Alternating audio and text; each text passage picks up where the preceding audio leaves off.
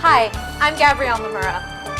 Now, while I may be an American, I can trace my roots to Japan, Ireland, and the Philippines, to name a few. There's a special word for people like me, Hapa. While originally a Hawaiian word, literally meaning half, today the word Hapa has been embraced by people of Asian and Pacific Island descent from around the world. Nowadays, this word can be used to describe someone of mixed race with full or partial roots in Asia or the Pacific Islands. While it's unclear how many Hapas there are in the United States, according to the 2010 census, there are 9 million people living in the United States of mixed race ancestry. Now, of those, Asian Americans, including Hapas, are among the fastest growing racial minorities. Now, today we're going to learn more about this multicultural experience by talking with people who are willing to share their views and experiences of growing up and being Hapa. Welcome to Hapa Stories.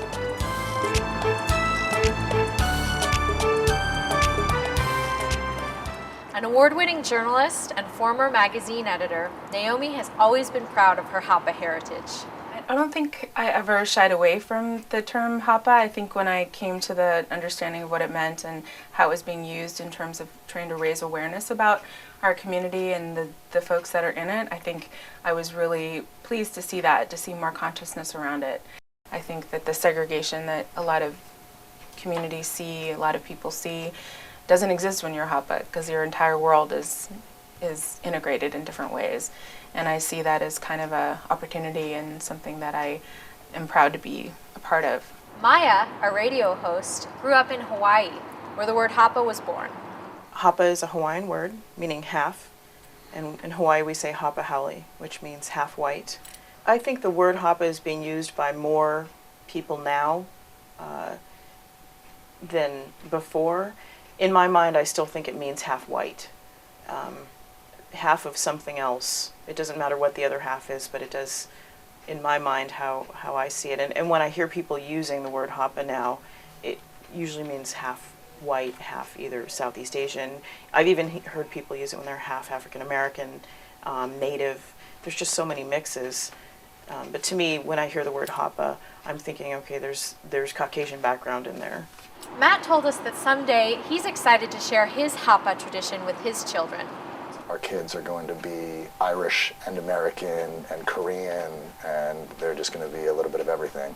You know, I assume Claire will take the lead on the Irish parts, and I'll take the lead on the Korean and American parts. But actually, Claire has vocalized that it's important for her that, you know, our kids in the future know about their, you know, Koreanness and that they're from Korea. You know, but I think being Hapa kind of opens the world to you in a way that being from only one culture might not. You know, and maybe I'm wrong. I mean, I don't know. You know, I've only got this Hapa perspective. So, but yeah, I would say access to cultures and just having a different perspective.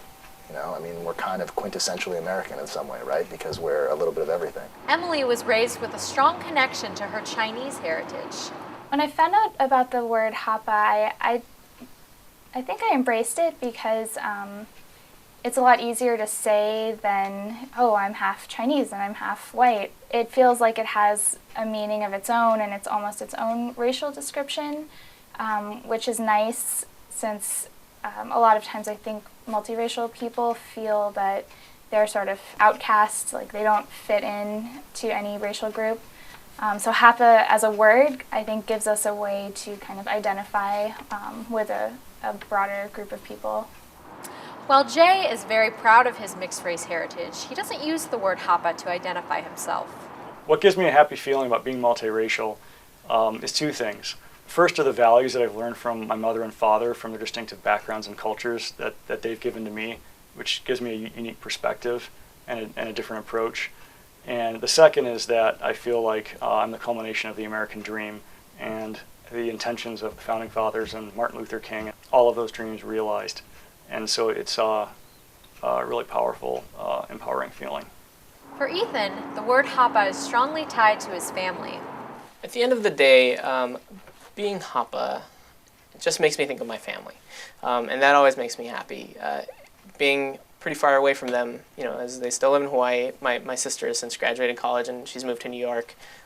So we don't see each other that often. when I think about my identity, it's natural for me to think about my family and their backgrounds and their families. And even though we're so far apart, we're still very close. And that word, I think, brings us even closer because it reminds me of how I grew up, who I grew up with, and the background that I grew up with. Thank you for watching Hapa Stories and hearing what it's like to grow up with multicultural families and mixed race heritage. I'm Gabrielle Nomura, quarter Japanese, a quarter Irish, half Filipina, and 100% Hapa.